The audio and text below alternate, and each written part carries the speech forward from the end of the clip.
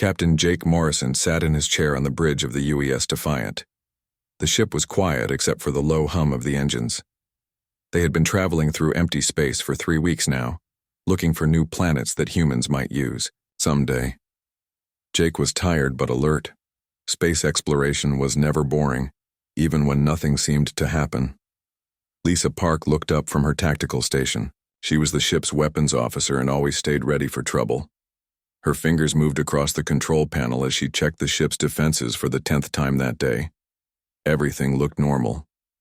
"Captain, we're approaching the Kepler 442 system," said Amy Turner from her communications desk. She wore headphones and watched multiple screens showing different radio frequencies. Amy could pick up signals from very far away. "I'm getting some strange readings on the long-range sensors." Jake turned his chair toward Amy. "What kind of readings?" "It's not natural, sir. Definitely artificial. Someone is broadcasting something, but it's not coming from any human colony." Amy's face showed worry. They were far from human space. No Earth ships should be out here. Danny Rodriguez, the ship's engineer, looked up from his station. Could be debris from an old probe. Sometimes they keep transmitting for years after they break down. Kevin Walsh shook his head. The science officer was studying his own screens. "The signal is too strong and too organized. This is active communication, not random noise from broken equipment." Jake stood up and walked to Amy's station. "Can you decode it?" "I'm trying, Captain. The language is completely unknown, but the mathematical patterns suggest intelligence, very organized intelligence." Amy adjusted her controls and the bridge speakers crackled with strange sounds. The alien voices were deep and rough. They spoke in a language that sounded like rocks grinding together. Even though the words made no sense, there was something threatening about the tone. "Keep working on it," Jake said. "Danny, how are our stealth systems?" "Running perfectly, Captain. If anyone is looking for us, we're just another piece of space rock." Danny was proud of his work. The Defiant used the most advanced hiding technology that Earth had ever built. Lisa stood up from her station. "Captain, I'm picking up massive energy signatures. Whatever is making these signals, it's big, really big." Jake felt his stomach tighten. First contact with alien life was always possible during deep space missions, but they were not prepared for this. The Defiant was an exploration ship, not a warship. They had basic weapons for protection against space pirates, but nothing designed to fight real aliens. "Amy, any progress on the translation?" "Yes, sir. The computer is finding patterns. Give me a few more minutes." Amy's fingers moved quickly across her keyboard. Sweat appeared on her forehead despite the cool air on the bridge. Kevin walked over to Jake. "Captain, whatever is out there, it's not alone. My sensors show at least 50 separate sources for these energy readings. Possibly more. 50 alien ships." Jake tried to stay calm, but his heart was beating faster. "Are they moving toward human space?" "Wait, I'm checking their trajectory now." Kevin returned to his station and worked for several minutes. When he looked up, his face was pale. "Captain, they're heading directly for Earth. At their current speed, they'll reach the outer colonies in 6 months." The bridge became very quiet. Everyone stopped what they were doing and stared at Kevin. An alien fleet heading for Earth was humanity's worst nightmare. "Amy, I need that translation right now." "Coming through now, Captain." Amy's voice shook slightly. "The computer has enough data to give us basic understanding." The alien voices filled the bridge again, but this time the computer provided translation in calm, mechanical English words. "Sector Command, this is Fleet Commander Vextar. We have completed our survey of the target system. The infestation is worse than reported. The creatures have spread to 7 planets and multiple space stations." Jake's blood turned cold. Infestation. Creatures. They were talking about humans. Another alien voice answered. "Understood, Commander. What is your recommendation?" "Complete cleansing. The primitives have no real defenses. Our preliminary strikes on their outer settlements were successful. Total resistance was eliminated in less than 1 time period. These humans build crude metal shells they call warships, but they pose no threat to our forces." Lisa grabbed Jake's arm. "Captain, they've already attacked human colonies. Jake raised his hand for silence. The alien conversation continued. How many vessels will you require for total cleansing? Our current force of 312 ships should be sufficient. The humans cannot match our firepower or our numbers. We estimate complete elimination within 2 solar cycles. Jake felt sick. 300 alien warships against all of humanity. Earth's entire space navy had less than 50 ships, and most of those were cargo vessels or small patrol craft. Excellent. Proceed with cleansing operations. The High Council wants this system prepared for mining operations within 4 cycles. Understood. Fleet Commander Vextar out. The transmission ended. The bridge was completely silent except for the ship's engines. 5 humans sat alone in the darkness of space, having just learned that their entire species was about to be destroyed. Jake returned to his captain's chair. His mind raced through their options. The Defiant's faster-than-light communication system was damaged by solar radiation from the last star system. They could not warn Earth about the approaching fleet. Even if they could send a message, it would take weeks to reach home. Captain, Lisa said quietly, what are our orders? Jake looked at each member of his crew. They were good people who had signed up to explore the galaxy, not to fight an impossible war, but they were the only humans who knew about the alien threat. We're going to stop them, Jake said. Danny laughed, but there was no humor in it. Captain, with respect, we're 1 ship against 300. That's not a battle. That's suicide. Maybe, Jake replied, but we're the only ones who can try. The crew of the Defiant sat around the small meeting table in the ship's conference room. The walls were covered with star charts and technical diagrams. Jake had called the meeting to discuss their impossible situation. Outside the windows, stars moved slowly past as the ship continued on its course. Let me understand this correctly, Danny said, his voice tight with stress. We have 1 exploration ship with basic weapons. They have over 300 warships designed to destroy planets. And you want us to fight them? Jake nodded. That's exactly what I'm saying. Lisa shook her head. Captain, I respect you, but this is crazy. We can't win a direct fight. Our weapons couldn't scratch the paint on one of their big ships. Amy looked up from her datapad. I've been studying their communications more. The aliens call themselves the Kethvar Empire. They've destroyed dozens of other species over the past 1,000 years. They're not just invaders, they're professional planet killers. Kevin spread out some papers on the table. I've been analyzing their ship formations from the sensor data. There's something interesting here. Look at how they organize their fleet. Everyone leaned forward to study Kevin's drawings. He had sketched the alien ships in groups with lines connecting them. See these large ships in the center? Those are command vessels. All the smaller ships around them follow orders from the big ones. It's like a pyramid. Orders come from the top and go down to everyone else. Danny frowned. So what? Most militaries work that way. Yes, but look at this. Kevin pointed to another drawing. When I monitored their practice maneuvers, the small ships never acted independently. They waited for orders before doing anything, even simple things like changing course or adjusting shields. Jake began to understand. You're saying they can't think for themselves? Exactly. Their entire culture seems to be built on following orders. Individual thinking might be discouraged or even forbidden. Kevin's excitement grew as he explained. This could be a weakness we can exploit. Amy nodded. That matches what I heard in their communications.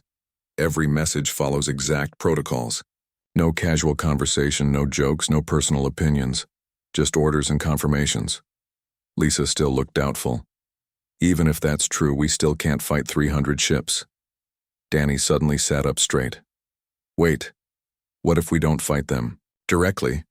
What if we make them fight each other? Everyone turned to look at the engineer. Danny was quiet most of the time, but when he spoke up, it was usually important. Think about it, Danny continued. If they're so dependent on orders from command ships, what happens if those orders get confused? What if different command ships start giving different orders to the same group of smaller ships? Amy's eyes lit up. I could do that. Their communication systems use standard encryption. It would take time, but I could break into their networks and send false messages. Jake felt hope for the first time since hearing the alien transmission. What kind of false messages? Contradictory orders. Tell one group of ships to attack Position A while telling another group that Position A is friendly. Order ships to retreat while other ships are told to advance. Create chaos in their formations. Kevin was writing quickly on his pad. If we could target their command ships, the confusion would be even worse. Smaller ships would be cut off from all orders. They might not know what to do. Lisa finally looked interested. Our weapons might not be able to destroy their big ships, but we could probably damage their communication systems, hit-and-run attacks on command vessels. Danny grinned. And I know exactly how to make us fast enough to do it. The quantum drive has been running at 30% power to save fuel. If I push it to maximum and modify the engine output, we could outrun anything they have. Jake looked around the table. His crew was starting to believe they could actually do this. What about our own survival?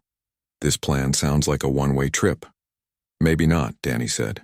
If we're fast enough and unpredictable enough, they might not be able to catch us.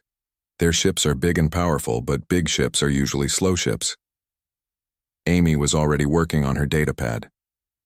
I'm analyzing their fleet communications. Every message is logged and confirmed through multiple channels.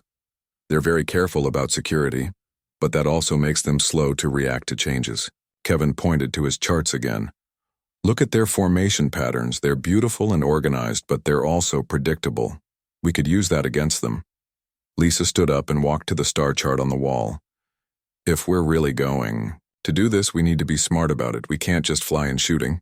We need a real plan. Jake joined her at the chart. What do you suggest?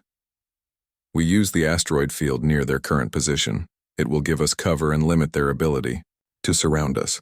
We pick off their command ships one by one, then disappear before they can organize a response. Danny was getting excited. I could rig the ship's systems to run silent, turn off everything except life support and engines. We'd be almost invisible to their sensors. Amy looked up from her pad. Their communication protocols show they report status every 30 minutes. If we time our attacks right, we could hit multiple targets before they realize they're under attack. Kevin nodded. The psychological effect could be devastating. An enemy they can't see, can't predict, and can't catch.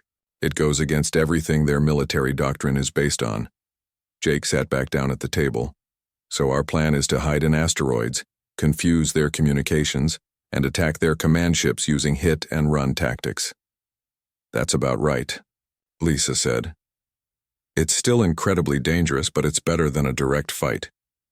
Danny leaned forward. Captain, there's something else. If this works, if we actually manage to disrupt their invasion, it could change everything. Other species they've conquered might realize the Kethvar can be beaten. Amy nodded. I've detected communications from at least 12 different species in their fleet. Most of them sound scared. They might not be willing allies. Jake looked at each of his crew members. They were scared, but they were also determined. They understood what was at stake. All right, Jake said. We're going to try this. Danny, start modifying the engines. Amy, work on breaking their encryption. Kevin, I want detailed maps of that asteroid field. Lisa, prepare our weapons for precision strikes. Everyone stood up to leave, but Jake called out one more time. People, I want you to understand something. We might not survive this, but if we don't try, humanity definitely won't survive. We're not just fighting for ourselves. We're fighting for everyone back home who doesn't even know they're in danger. Lisa smiled grimly. Then we better make sure we win. The Defiant moved silently through the asteroid field like a ghost ship. Danny had shut down all non-essential systems, making them nearly invisible to enemy sensors. The bridge was lit only by emergency lighting, casting strange shadows on the crew's faces. Everyone spoke in whispers, even though sound could not travel through space. Jake watched the main screen as massive alien ships moved past their hiding spot. The Kethvar vessels were enormous, each one larger than Earth's biggest space stations. Their hulls gleamed with silver metal and pulsed with blue energy. Weapons that could destroy cities stuck out from every surface. Target acquired, Lisa whispered from her weapon station. She had identified a command ship at the edge of the alien formation. It was slightly smaller than the main battleships but covered with communication arrays and sensor equipment. It's one of their coordination vessels, about 2 kilometers long. Amy looked up from her console. I've successfully hacked into their communication network.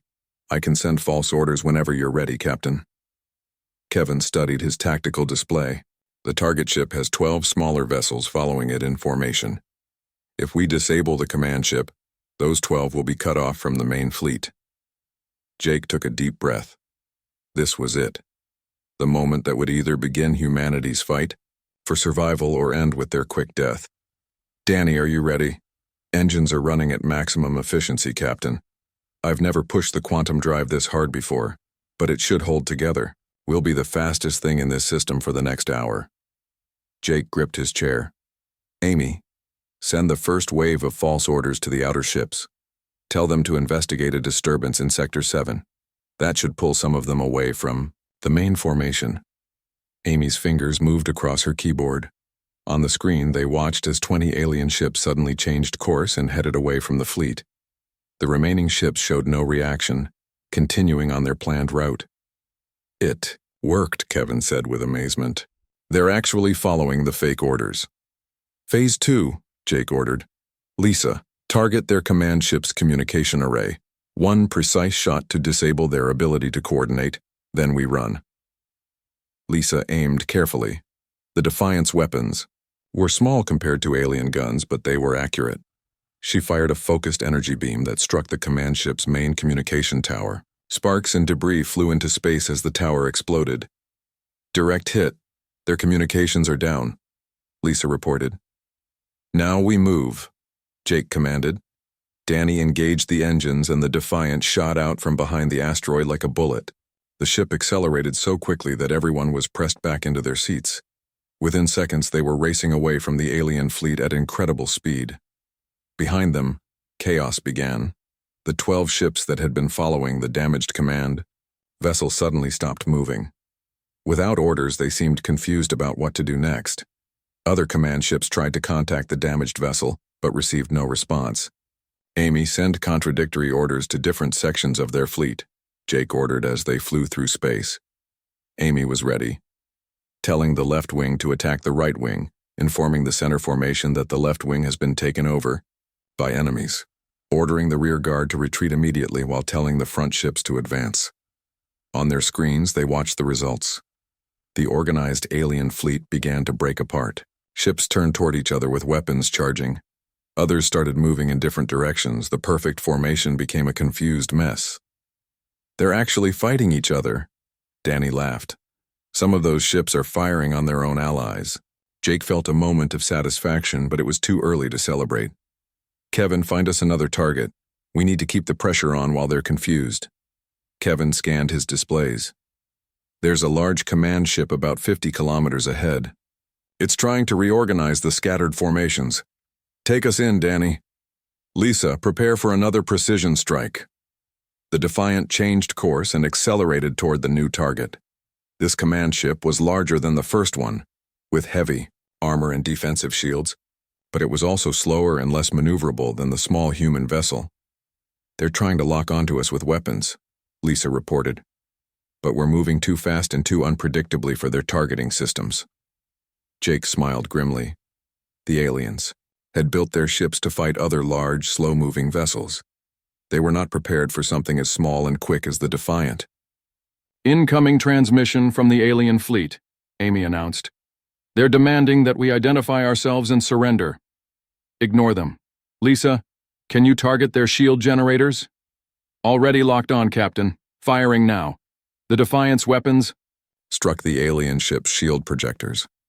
The protective energy field flickered and died, leaving the command ship vulnerable. Lisa immediately fired again, hitting the ship's main communication center. Another alien command ship went silent. Danny, get us out of here. Find cover in those larger asteroids. The Defiant dove toward a cluster of space rocks, weaving between them like a fish swimming through coral.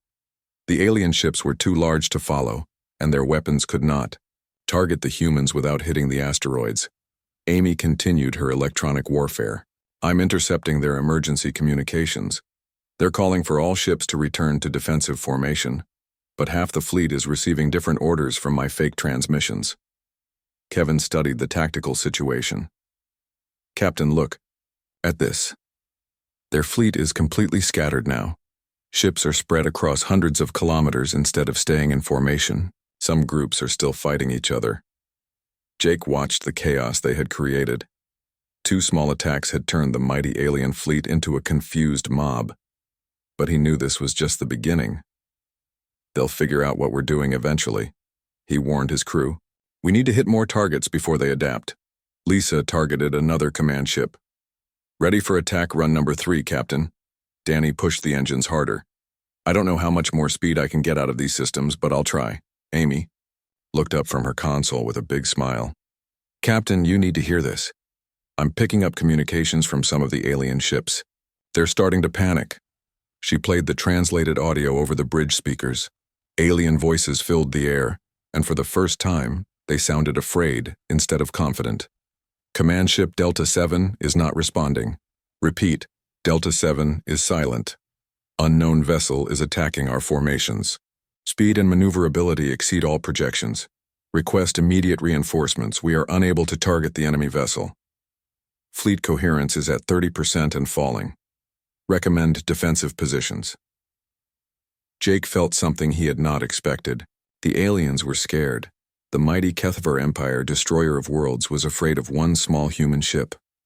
Take us in for another attack, Jake ordered. Let's see how scared we can make them. 3 hours had passed since the battle began. The Defiant had attacked 12 command ships and caused massive confusion throughout the alien fleet. Jake looked at his tired crew and felt proud of what they had accomplished. But he also knew they were pushing their luck. Captain, you need to see this, Amy said, her voice filled with excitement. She was monitoring alien communications from her station. Jake walked over to her console. What is it? The aliens are not advancing anymore. In fact, some of their ships are moving away from Earth's direction. Amy pulled up a tactical display showing the alien fleet's movements. Look at these course changes. Kevin studied the data from his science station. She's right, Captain. At least 60 alien ships have changed course in the past hour. They're not heading toward human space anymore. Lisa looked up from her weapons console. Are they regrouping for a bigger attack? I don't think so, Amy replied. Listen to this communication I just intercepted. The bridge speakers filled with translated alien voices. But these voices sounded very different from the confident commands they had heard before. These aliens sounded worried and confused. Fleet Commander Vextar to all vessels. The unknown. Enemy ship continues to evade our weapons. Our formation is broken and cannot be reformed while under attack. Another voice responded, clearly upset. Commander, we have lost contact with 18 command vessels. Our smaller ships are scattered across the entire system.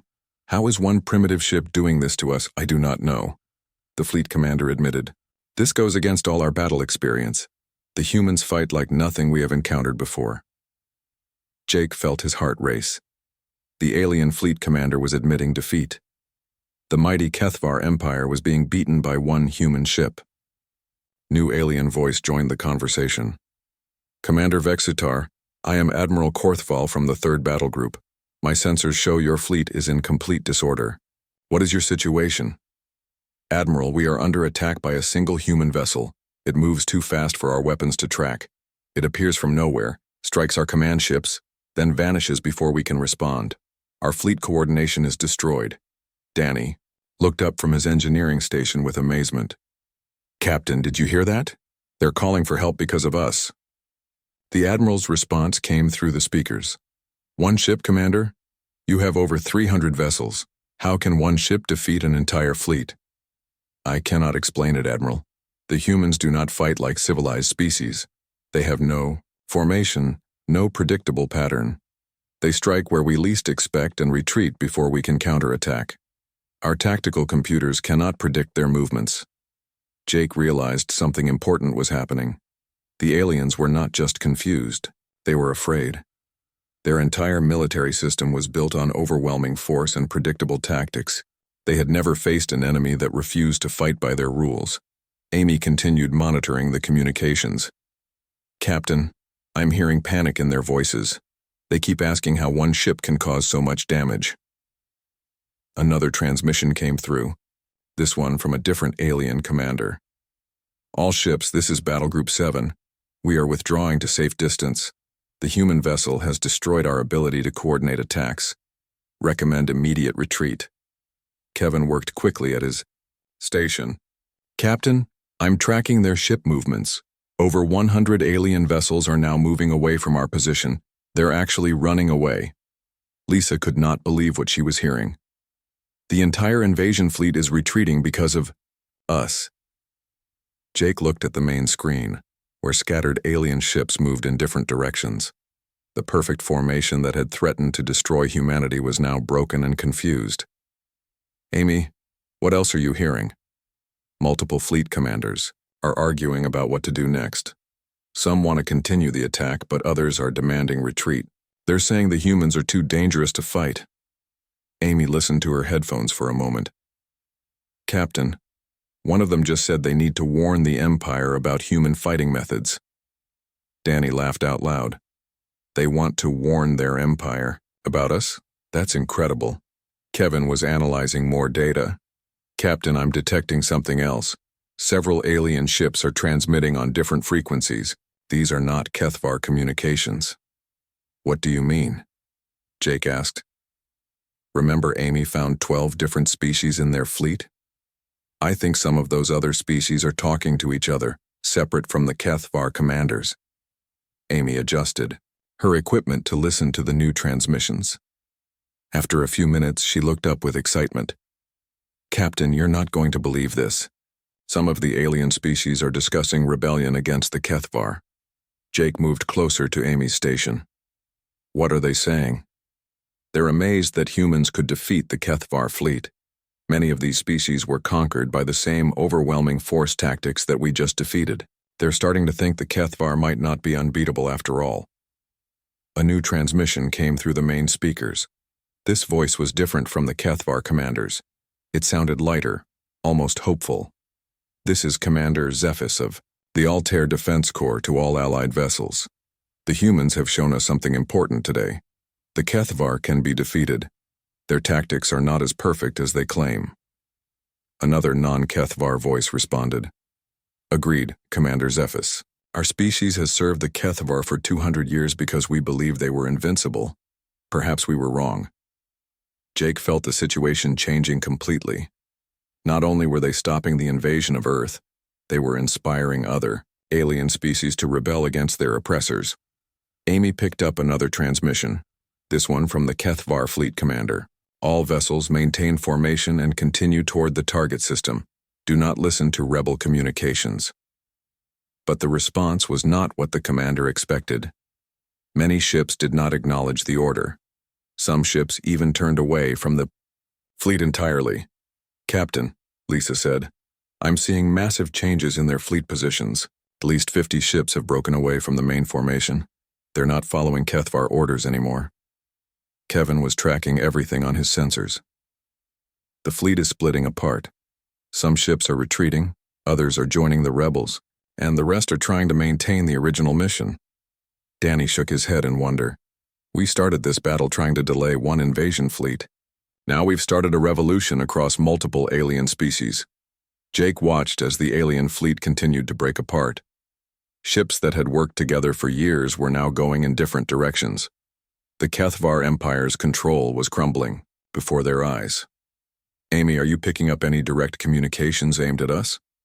Amy nodded. "Actually, yes. Several alien commanders are trying to establish contact with the Defiant. They want to talk." Jake considered this carefully. "What are they saying?" "Different things, Captain. Some are asking for terms of surrender.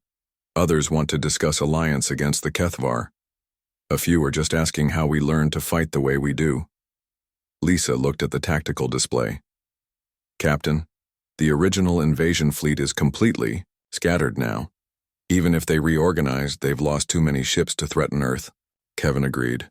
"Our mission is accomplished, Captain. The invasion has been stopped." Jake felt a mixture of relief and amazement. They had done the impossible. One small human ship had defeated a massive alien invasion fleet. But more than that, they had inspired a galactic rebellion that might free dozens of enslaved species. Amy, open a channel to the alien fleet. Which ships, Captain? Jake smiled. All of them. It's time for humanity to introduce itself properly to the galaxy.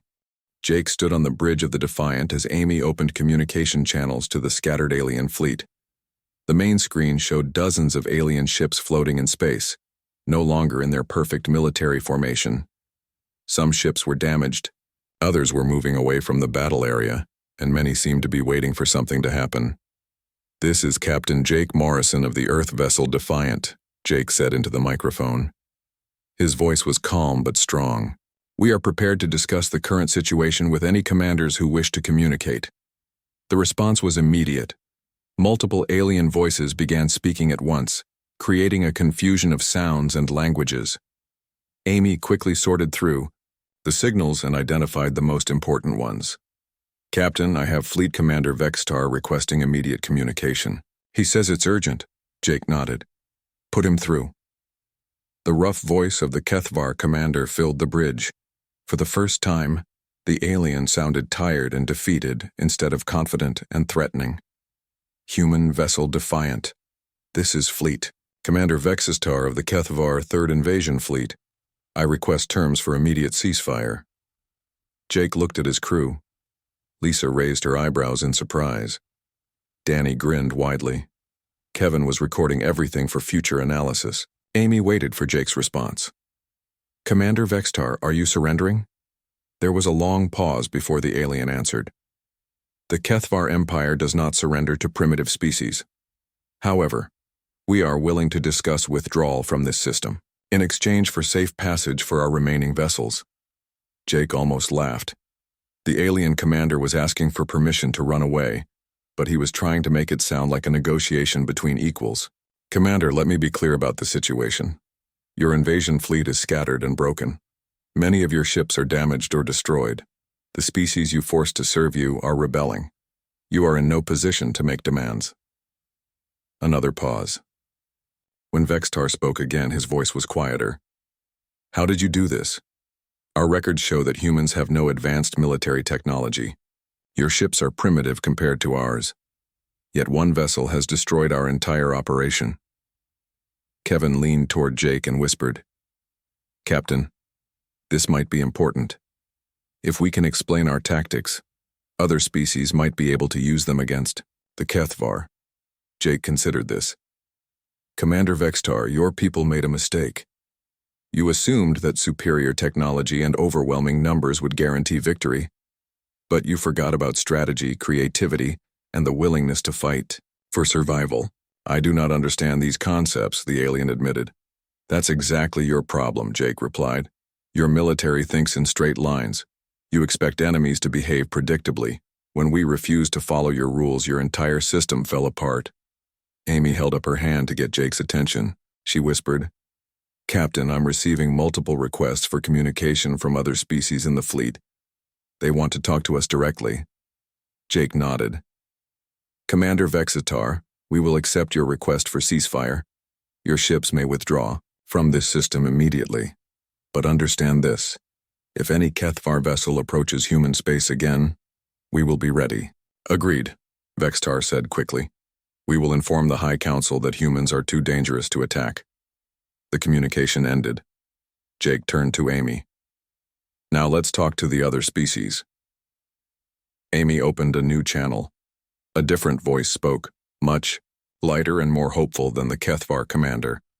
Human vessel, this is Commander Zephys of the Altair people. We have served the Kethvar for 2 centuries because we believed they could not be defeated. You have shown us that we were wrong. Will you help us fight for our freedom? Jake felt the weight of responsibility. These aliens were asking humanity to lead a galactic revolution. It was far more than he had expected when the battle began. Commander Zephys, humanity believes that all intelligent species should be free to choose their own destiny. We will share our tactical knowledge with any people who wish to resist oppression. More voices joined the conversation. Representatives from a dozen different alien species expressed their desire to break free from HFY control. Some had been enslaved for hundreds of years. Others had been conquered recently and still remembered their independence. Kevin was busy recording everything and taking notes. "Captain, this is incredible. We are essentially witnessing the beginning of the end of the HFY Empire." Danny looked up from his engineering station. "Captain, our long-range sensors are picking up movement from the remaining HFY ships. Most of them are heading away from human space at maximum speed." Lisa checked her tactical displays. "Confirmed. The invasion fleet is in full retreat. Some ships are so damaged they'll barely make it home."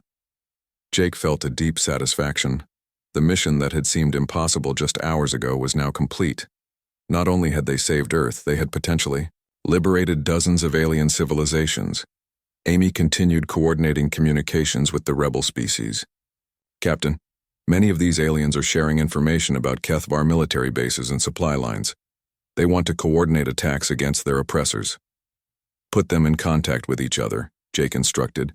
"Let them organize their own resistance movement. Humanity will provide advice and support when possible." Over the next hour, Jake watched as former enemies became allies. Alien species that had been forced to fight for the HFY were now planning joint operations against them.